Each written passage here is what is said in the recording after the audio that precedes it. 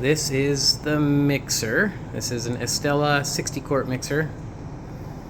Pretty simple machine. Got a low speed, high speed, stop, and emergency shut off. It also has a timer that I don't actually use, but it's supposed to automatically shut off after a certain amount of time. We could dust off that dial there. There's some minutes. I don't know if you can see that behind there. There's one quirk with this. When you put it down, push low, sometimes it doesn't turn on like that. It's been doing this recently. If you just adjust this guard, kind of open it up just a little bit, then it usually turns on.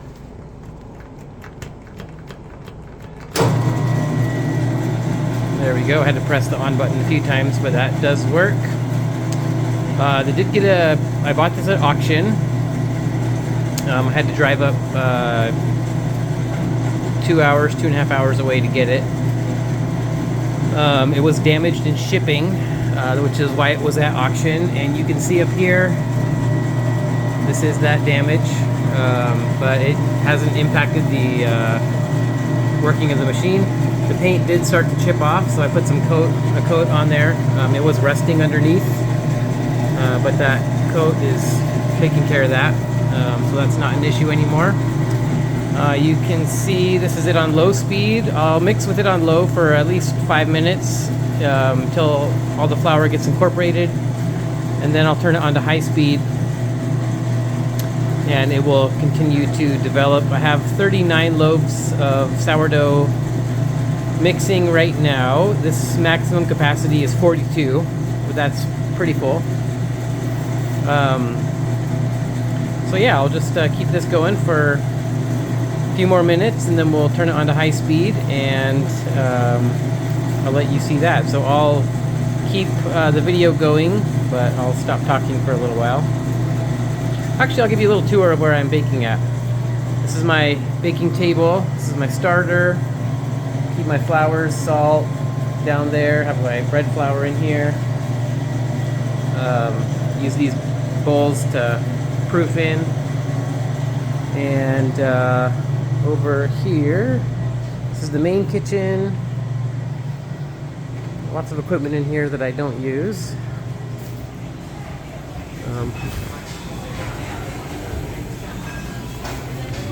This is the classroom, and I teach sourdough bread making classes in here. And the owner let me put the Simply Bread oven right here in the corner of the classroom. So this is where I bake in every morning. And I have my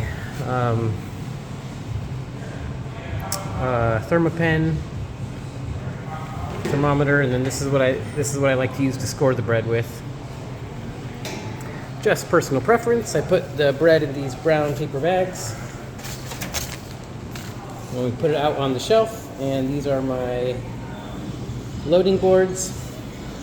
And that container is for the water to load in the water reservoir on top of the Simply Bread oven that you know how to use. And bread goes out on the shelf over here.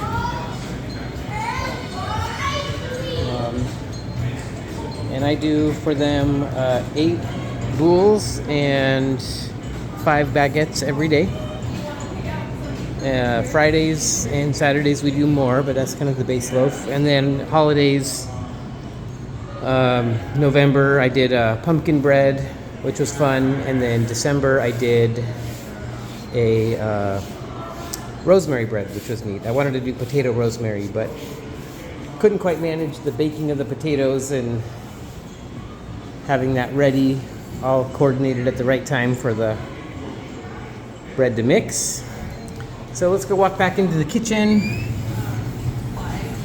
and we'll check on the dough.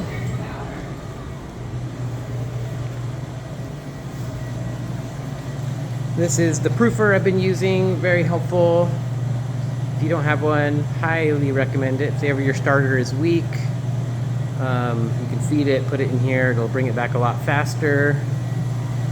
Also helps, it's great with the timings of the getting everything ready, so it's I think about ready. We could put on high speed.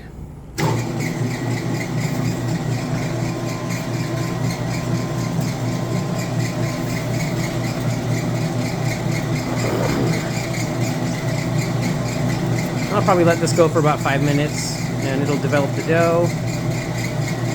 And once it's developed, then I'll put it in these plastic cups with the lid on. I'll put it in the proofer, and then I'll come back in about 4 hours and I'll shape the dough. I'll stop the video now. I'll put up another video with the doughs mixed a little bit better when I'm ready to stop it and take the dough out, and I'll show you what that looks like.